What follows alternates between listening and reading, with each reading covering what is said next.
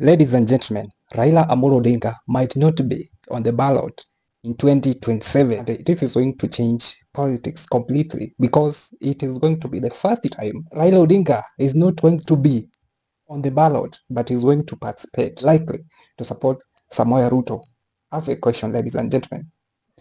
If on the ballot you have the following choices, you have Stephen Kalonzo Musyoka, you have Rigathi Gachagua, you have Fred Matiang'i, and maybe David Maraga, William Ruto, and probably Morara Kebaso. Who will you elect? If the election is going to be free and fair, of course, we just ask, or it is our prayers that the election is going to be free and fair. Then Kenyans will elect a president of their own choice. So who do you think will be the winner? We have Fred Matiang'i, we have Kalonzo Musyoka, Rigathi Gachagua, Ruto, David Maraga, and maybe Kebaso Morara.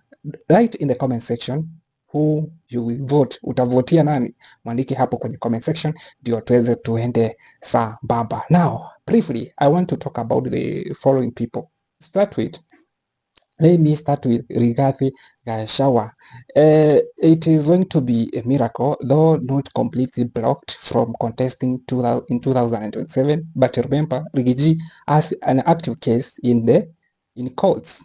Remember, he was being impeached. So in case of anything, is unlikely to be on the ballot. So let's not actually talk about him because he might not be in the ballot. Kalonzo Musyoka is a nice man, he's a gentleman, he's a soft-spoken, kind man, he's a statesman. Given a chance, he can make a good president, like just Mwai Kibaki. But the problem with Kalonzo Musyoka is that he is not serious. Look at even his pages, social media handles, Facebook, Twitter, where else? Is not active. In fact, look at the numbers. He has how many times he updates his social media accounts, for example, Twitter and Facebook. He rarely updates. Look at the way he conducts rallies. Venye ana conduct tu mikutano, it tells you that Kalonzo Musyoka, probably he might be serious about presidents, but the perception outside here, the guy is not serious. That perception is not serious. In fact, Gachagua has taken the role of opposition seriously more than even Kalonzo Musyoka.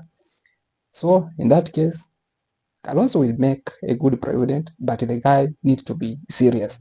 Let's come to David Maraga. He's a no-nonsense man, he's a truthful man, he's a honest man, and a man who never take bribes, a man who is corruption clean, a man who is who nullified election in 2017 is a man whose credibility is unquestionable. He's a good man, but the guy has a soft spot. The guy is so much kind. The guy is okay. The guy can make a good president also. So the guy is good. Recently, he was endorsed by a section of Gen Zs, and he comes from a minority community, Kisii.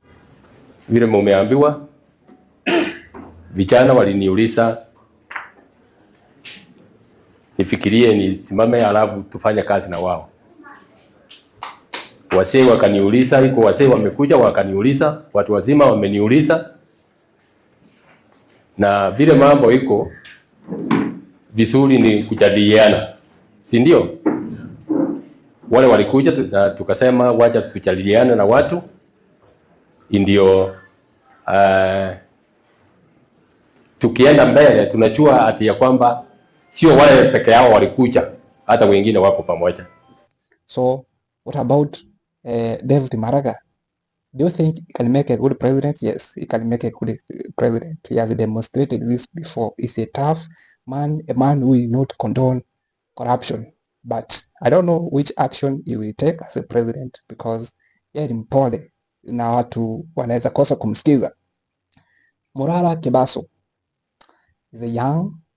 Recently, he has been taking part in educational programs. Vampire Diaries. The young guy, he tends to know much about the happenings in the government. Recently, he has been exposing the roles in the government. He's a young man. He has a bright future. But can he make a good president? Personally, I don't think so. He might not. He's a young person. Probably he might not know how to govern.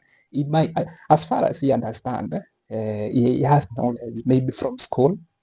He's a learned fellow. He might have knowledge about what is happening, what might be happening in the government as far as government projects are concerned, but he might lack a know-how on how to govern the country. Probably he might say much about the government, but given the opportunity, he might do nothing. Anyway, maybe he can make it or he can't. What do you think? Can he make a good president? Drop your comment in the comment section below. Fred Matiang'i. Matiangi is a former cabinet secretary, served under different dockets in the Ministry of Education, Ministry of Communication, Ministry of Interior. He brought reforms among those ministries. For example, in communication, I told you, I have been telling you, you know it. In communication, the migration from analog to digital. Remember, there is a time our televisions. Did I have a TV? I don't know. I was a student then. You remember in 2013, TV was switched off, and because he wanted to ensure total migration from analog to digital. I don't want to imagine how tungekuwa analog mpaka saizi life ingekuwaje, but courtesy of Matiang'i, we are on digital. In any city in Europe, there is no reason why we shouldn't, because we are building infrastructure, and migrating from analog to digital broadcasting provides us an opportunity to avail more spectrum to enable our, mobile telephony, to enable our broadband footprint to expand in the country. This is why we need to migrate, and surely time is here for us to do it. The uptake by the time we checked last month was about 700,000. Under the education docket or the Ministry of Education, all the reforms, good one. Remember, he eliminated cheating in exam. Remember 2016, the year which imekuwa ikiongelelewa sana. Hiyo mwaka, no cheating, and every student who did during that period remembers Fred Matiang'i, and they will be remembered as a man who brought reforms in education. It is during this time that education sector was there was a lot in the education sector, including stealing in exams. By the president, and my role as the president's program officer is to implement the president's program, and that's what I am doing. They should then be comparing president to president, because I am implementing the president's program. When you came in sometimes last year in December, there was an outcry from the public of examination cheating, a lot of turmoil in the education sector, including teachers' strikes. But now the story is different this time, where the instances of cheating were minimal. How did you do this? Well, the president asked me and the cabinet secretary in charge of Interior, General Kaiseri. He put us together, and he gave us crystal clear instructions. One, he doesn't want to see anything called examination cheating in the country. Two, he told us to do whatever it takes to clean up at the Kenya National Examinations Council. Three, he told us to give him a plan on how we intend to do it and how we intend to ensure that we administer credible exams.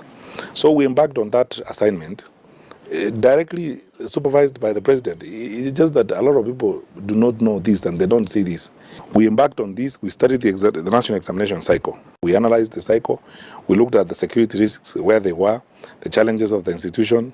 We concluded that the Kenya National Examinations Council, as constituted then, had certain fundamental systemic challenges that needed to be addressed. Though afterwards, I don't know what kiliendelea. Ministry of Interior, peaceful from 2018 to 2022, kila mahali uliona chenye alifanya in that ministry. So in every responsibility amekuwa akitwikwa ama amekuwa akipewa. The guy is a performer.